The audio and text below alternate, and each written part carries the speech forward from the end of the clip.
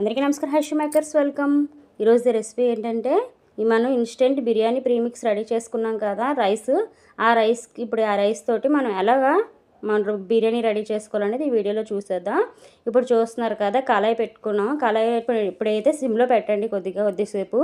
ఇప్పుడు సిమ్లో పెట్టారు కదా, పెట్టిన తర్వాత కళాయి కొంచెం వేడెక్కిన తర్వాత మనం ఈ బిర్యానీ ప్రీమిక్స్ ఉంది కదా అది వేసేయాలి. వేసేసి ఇలాగ వాటర్ వేయండి. లేదు మేము వాటర్ మరిగించుకున్న తర్వాత వేస్తామంటే అది మీ ఇష్టం. ఇప్పుడు నాకైతే మా రైస్కి అయితే ఒక కప్పుకి 2.5 కప్పులు నీళ్ళు పట్టాయండి. అదే కుక్కర్లోనైతే 2 కప్పులు సరిపోతాయి. వేరేగా ఉడికిస్తే మాత్రం 2.5 కప్పులు వేసాను నేను. ఎందుకంటే ఈ బాస్మతి రైస్ కాదండి, మామూలుగా మనం రోజు వాడుకునే రైసే. ఇప్పుడు దీంట్లోని ఉప్పు సరిపోయిందా లేదా అనేది ఈ వాటర్ చూస్తున్నారు కదా, నేను వాటర్ ఎలా తీసాను ఆ వాటర్ని టేస్ట్ చేయండి. మీకు మసాలా కానీ ఉప్పు కానీ ఏమైనా చాలకపోతే ఇప్పుడు వేసుకోవచ్చు. ఇప్పుడు ఇలాగా ఉడికిద్ది.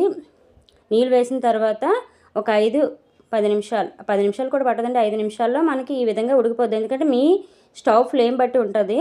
ఇప్పుడు ఇలాగా ఉడికిన తర్వాత బబుల్స్ వస్తున్నా చూసారా, ఇలా బబుల్స్ వచ్చినప్పుడు ఫ్లేమ్ అనేది తగ్గించండి, సిమ్లో పెట్టుకోండి.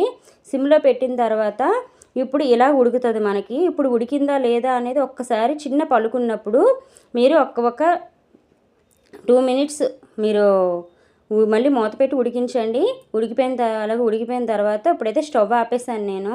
ఎందుకంటే మాకైతే రైస్ అనేది ఉడికిపోయింది. స్టవ్ ఆపేసిన తర్వాత ఇలాగ ఒక 20 మినిట్స్ మూత పెట్టేసి వదిలేసాను. 20 మినిట్స్ తర్వాత మూత తీసి చూస్తాను చూడండి, చాలా బాగా ఉడికిపోయింది, మెత్తగా ఉడికిందన్నమాట. ఈ ప్రీమిక్స్ అనేది నేను ఎందుకు రెడీ చేశానంటే మా ఆయన గారికి వంట రాదండి, నేను ఊరెళ్ళాల్సి వచ్చింది. మరి ఆయనకి బిర్యానీ అంటే ఇష్టం కాబట్టి ఇలా ప్రీమిక్స్ అనేది నేను రెడీ చేశాను.